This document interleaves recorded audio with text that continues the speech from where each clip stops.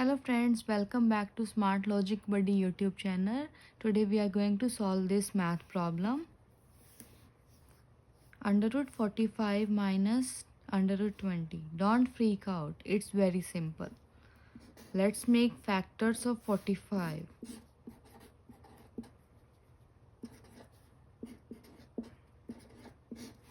We'll do prime factorization and same for 20.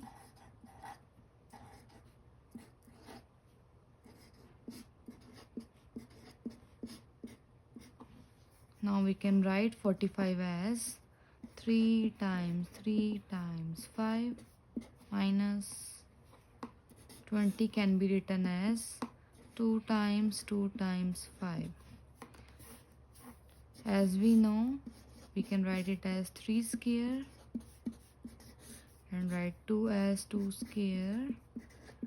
We got 3 under root 5 minus 2 under root 5.